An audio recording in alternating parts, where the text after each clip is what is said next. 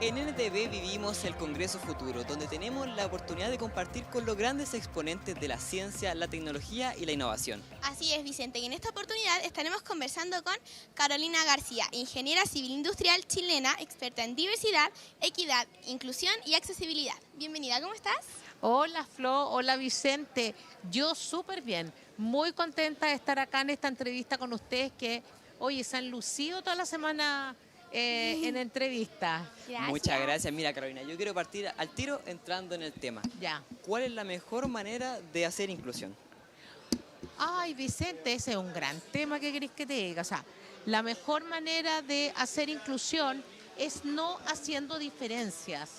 Porque cada vez que hacemos diferencias en que a ti te veo, no sé, más grande que lo normal o más chico, o no sé, o te digo, oye, te hago diferencias o te etiqueto, o te digo, oye, mira, el que es sordo, o el que es tartamudo, o el que usa muleta, eso inmediatamente estamos etiquetando a una persona. Y eso es lo que nos lleva a la exclusión. Entonces la mejor manera de hacer inclusión es tratándonos como personas, como que si todos fuéramos iguales, no tenemos diferencias. ¿Y qué impacto genera en la sociedad una real educación inclusiva? Oye, lo que pasa es que no estamos acostumbrados a la educación inclusiva, porque cuando, por ejemplo, ustedes tienen personas con discapacidad cercanas. Yo tengo a mis dos hermanos que ambos son sordos, entonces entiendo mucho como tu charla y por lo que tú luchas y hablas. Entonces yo entiendo ¿y tú, un poco. Flo? Yo la verdad no, pero ahora mi abuelita está como con un problema en las caderas que se la operaron, entonces igual ha sido un poco difícil cuidarla porque tiene que andar con burrito y le duele mucho al caminar, entonces algo parecido. Ese es un gran tema lo que estáis poniendo, porque mientras uno más va llegando a la adultez, más rápido te vas convirtiendo en la discapacidad. Pero en tu caso, tú no conocías a nadie. No. Entonces, es mucha la gente que no conoce a nadie y para ello es un punto de ceguera increíble. Pero en el caso de Vicente, que tiene sus dos hermanos, para él ya pasa a ser parte de la normalidad. Sí. Entonces, pero no estamos acostumbrados. Por ejemplo, yo antes de mi accidente no conocía a nadie, chiquillo. Entonces, ahí me di cuenta que increíble. Cuando uno no vive algo, pasa a ser absolutamente desconocido. Y no estamos educados. O sea, antes de que saliera la ley de inclusión laboral para personas con discapacidad, que fue el recién 2018, tú no veías ya gente en silla de ruedas en la calle o gente ciega. Pero se han fijado que después de la ley de inclusión, es que ustedes son muy chicos, empezamos a ver a gente, por ejemplo, en silla de ruedas, en los comerciales, o empezamos a verlo americano, porque como americano, Sí. o empezamos a ver ese tipo de cosas que antes no se veía. Empezamos a ver que la gente podía entrar a las empresas, que antes tampoco existía, porque, por ejemplo, yo hoy día trabajo en una empresa minera. Yo, siendo ingeniera, como dijiste tú, Flo, y todo, jamás hubiera postulado a una empresa minera, a pesar que yo había trabajado en una, porque yo dije, obvio que en la empresa minera no van a contratar personas con discapacidad. O sea, si hasta yo misma tenía ese pensamiento Te de echaste que... como para atrás. No, claro, de que yo dije, obvio que en la empresa minera no van a contratar porque no vamos a poder llegar allá arriba y etcétera. Oye, son puros prejuicios que tenemos. Claro. Y bueno, y ellos me llamaron y hoy nosotros en la empresa somos más de 200 personas con discapacidad que trabajamos, pero fue todo un proceso, porque antes de eso, antes de la ley, no existía nadie con discapacidad en la empresa. Entonces hubo que educarlos. ¿Qué significa educarlos? Porque es algo tan simple como, oye, hablemos de discapacidad. Claro. Y como una pregunta tan simple como yo les hice, ¿ustedes conocen a alguien o han trabajado con alguien? Eso era lo que la primera pregunta que yo le hacía a los líderes. Y impresionante como todos, oye, un hijo con síndrome de Down. Nuestro compañero, el Chris, usa muletas y igual nosotros siempre lo vemos que está súper incluido, no vemos ni siquiera una diferencia con nosotros, ya está mucho más normalizado eso. Así es. Pero mira, es importante el punto que tocaste, los prejuicios, porque al momento de tu charla que fue el pasado lunes, ¿tú sientes que el público y la sociedad en general está preparada para ver el mundo con una mirada de inclusión? A ver, quiero ser justa porque en realidad siento que hoy estamos más preparados que antes. Ok. Pero antes, como antes de la ley de inclusión, cero, o sea, cero que estábamos preparados. Como que uno no escuchaba de personas con discapacidad o no veías personas con discapacidad, mientras que ahora la sociedad estaría un poco más preparada. Sin embargo, tenemos tanto que hacer, chiquillos, por ejemplo, tú que decías que tenía al Cris, que es compañero de ustedes, pero antes uno no tenía compañeros que tenían discapacidad y tenemos que, ¿cómo lo vamos a hacer para que todos esos niños que tienen alguna dificultad o alguna discapacidad puedan ser incluidos en colegios como el que vas tú, Flo, que es un colegio para niños en que se les debiera decir para niños sin discapacidad? Entonces, ¿cómo lo hacemos para incluirlo? Para que ellos puedan tener las mismas matemáticas que otros. ¿Te fijáis? Entonces, yo creo que es algo que tenemos que desarrollar. Porque tus hermanos, por ejemplo, ¿a qué colegio van? En mi mismo colegio, al menos los profesores se han mostrado súper receptivos y hacen esta inclusión real por intentar explicarle un poco más a mis hermanos, de manera que ellos puedan entender. Entonces, al menos ha sido una lucha larga, pero la gente demuestra buenos resultados cuando se les informa, cuando se les conversa. Seguro. Oye, y para tu mamá debe ser un lujo que tus hermanos puedan ir contigo al colegio. Así es. Porque es una gran preocupación de los padres. ¿Qué va a pasar con mis niños cuando estén más grandes? ¿Y cómo podemos lograr nosotros que el porcentaje de inclusión no sea solo un número, sino que algo real? Mira, yo siempre trato de decirle, sobre todo a los padres, no etiquetemos a nuestros hijos. Porque por lo menos yo vengo de una familia en que éramos 6 hermanos y todos teníamos una etiqueta. El Ya. flojo, la inteligente, o no sé qué. Entonces, uno crece con esa etiqueta, heavy. Entonces, si dejáramos de etiquetar a los niños, o ustedes mismos, que uno dice, no, este siempre llega tarde, o el mentiroso, o el flojo, ¿cachai? Que uno tiene como la etiqueta del compañero, o el Mateo. Entonces, ¿cómo nos damos las oportunidades para que incluso también dejemos el bullying de lado? Porque entre nosotros mismos no nos damos cuenta cómo promovemos el bullying. Pero para que sea como algo más normal, empezar a conversar de eso en las casas también y en los colegios. Que por ejemplo en el colegio ustedes que tienen a Cris, bueno, o en tu colegio que tienen a tus hermanos, no sé si hablan del tema, No, si hacen... realmente no. No, pues, La ¿viste? verdad, no. Pero a lo mejor debieran conversar porque para que los otros niños no digan, oye, ¿qué hacen ellos acá?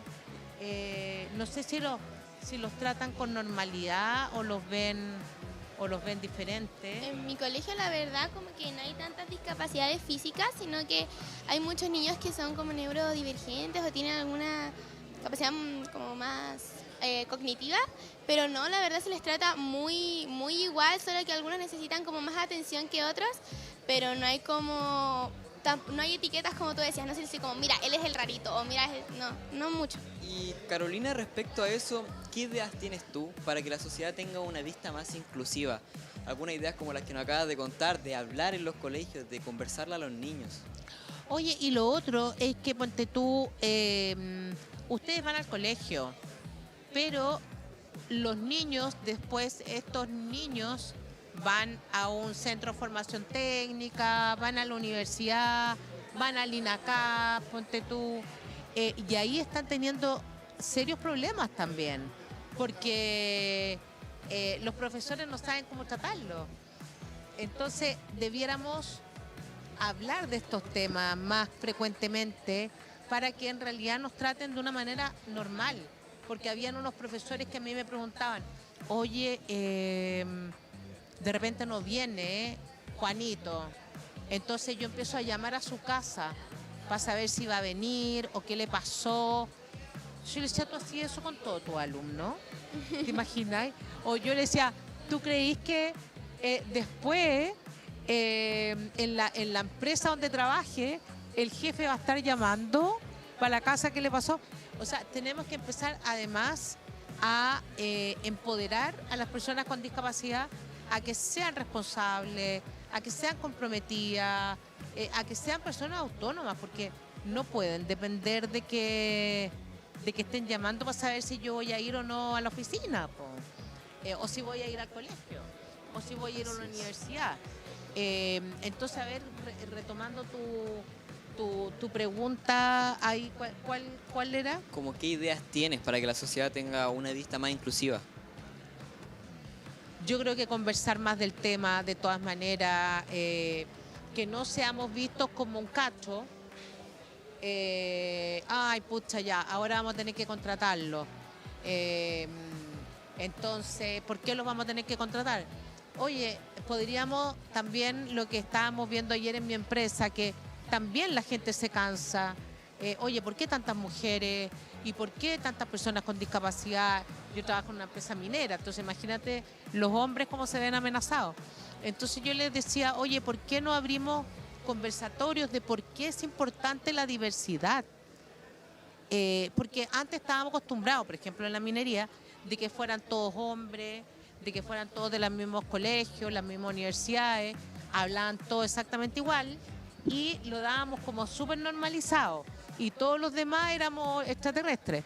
Pero no, pues todos queremos ser incluidos, salir, como dice, que te invitan a bailar también, no te invitan a las fiestas nomás a uno puro comer, a puro comer papas fritas, sino que yo también quiero bailar. Entonces lo mismo en la empresa. Y para que seamos más inclusivos, oye, yo creo que verle el valor a la diversidad. Habemos gente que tenemos discapacidad, otras personas que tienen diferentes orientaciones sexuales, otras personas que vienen de los pueblos indígenas y diferentes temas así. Entonces, yo creo que tenemos que incluirnos a todos. ¿Y por qué es importante con respecto a lo que tú decías de las mujeres, que las mujeres con discapacidad puedan obtener estos trabajos como los estudios de minera o trabajos más arriesgados que usualmente solo se le dan a los hombres? Gran tema, porque mira, el 18% de la población mayores a 18 años tenemos discapacidad y habemos más mujeres que hombres con discapacidad. Somos como, ponte tú, el 60% de las personas con discapacidad somos mujeres. Sin embargo, adivinen quiénes están más contratados, los hombres o las mujeres. Yo creo que es que tú dijiste igual las mujeres por lo que tú me comentabas, pero el Vicente de los hombres, así que... Que yo creo que por lo que hablábamos de la desigualdad que se produce, por lo general contratan más hombres, por lo que tú me comentabas. El 75% de las contrataciones son hombres y hay más mujeres. Claro. Entonces, es de nuevo que caemos en la paradoja de por qué sabemos más mujeres. Entonces, ahí vienen de nuevo el tema de los sesgos inconscientes, que muchas veces, por ejemplo, en las casas, cuando había que elegir, si no había dinero para que todos fueran a la universidad o a un centro de formación técnico, había que elegíamos que fueran los hombres. De repente pensamos en la minería que un hombre va a ser más capaz que una mujer. Y de repente las mujeres también nos restamos, Claro. nos restamos, nos quedamos en la casa, no nos preparamos tanto. Entonces, por ejemplo, en empresas como la mía hacemos esfuerzos específicos por contratar mujeres con discapacidad. ¿Y tú crees que ahora las mujeres con discapacidad han aumentado su porcentaje de trabajar, de contrataciones? ¿O todavía nos falta un poco como humanidad para lograr ese avance? Todavía nos falta porque, ¿sabes qué? Las mujeres, por otro lado, el tema que tienen es que de repente, ponte tú, dicen, ¿sabes qué? Prefiero quedarme en la casa porque tengo que hacer, no sé, las cosas de la casa y también voy a cuidar a los niños o tengo que cuidar a mi papá, a mi abuelito o a alguien, entonces voy a ser emprendedora. y trabajo desde la casa. Pero ustedes conocen a emprendedores que les vaya bien desde la casa. No No mucho, la muchos. verdad. Pero Oye, sería ideal que nos fuera súper bien desde la casa, claro, pero es un tema, entonces yo creo que ahí hay que trabajar para que las mujeres salgan más y se preocupen de estudiar carreras que tengan que ver como las carreras STEM. ¿Sabes lo que son las STEM? Ciencia, tecnología, matemática. Bien. E ingeniería. E ingeniería. Falta. Que estudien más STEM porque hay oportunidades, pero que se atrevan. claro. Hablando un poco más de Chile, ¿qué tiene que cambiar en el lado estructural para que la brecha laboral se reduzca en torno a la discapacidad? Ya, tú me estás diciendo estructural. Yo me imagino cuando tú me preguntas de estructura que tiene que ver con accesibilidad universal. Así es. Mira, yo hoy me vine en metro para acá y el metro es un Caótico. lujo. Es un lujo. Pero un montón de veces yo me subo al metro y está el ascensor malo, ¿cachai? Ahora, si uno se va a Santiago Sur, no sé dónde viven ustedes, pero el Bosque, La Pintana, que yo he andado muchas veces por ahí, olvídense lo que andan en silla de ruedas. O para una viejita que tiene que ir a la feria con su burrito. Entonces, no es como que tú vayas a trabajar acá en Vitacura, donde se han ganado no sé cuántos premios por la accesibilidad. Ojalá que todo Chile y todo Santiago, la región metropolitana, tuviera la misma accesibilidad que tiene Vitacura. Yo creo que a eso tenemos que apuntar, que en accesibilidad hayan más recursos para eso. No solo las comunas que tienen más recursos debieran tener ese tipo de accesibilidad. Es importante que hay una norma a todo esto, el decreto norma 50, que todos lo debieran cumplir, pero no hay fiscalizadores que lo hagan. Entonces, donde hay veredas rotas, donde no hay accesibilidad, no pasa nada. ¿Cómo te imaginas un mundo donde la inclusión, sea algo natural y no una lucha constante? Mira, imagínate que estamos hablando que la ley de inclusión laboral de personas con discapacidad es ¿sabes lo que es eso, no? Hay una No. ley. En 2018 se promulgó una ley que es la Ley de Inclusión Laboral de Personas con Discapacidad, la Ley 21.015. Y eso abrió la puerta a que montones de personas que no tenían trabajo pudieran entrar a las empresas, porque es una ley.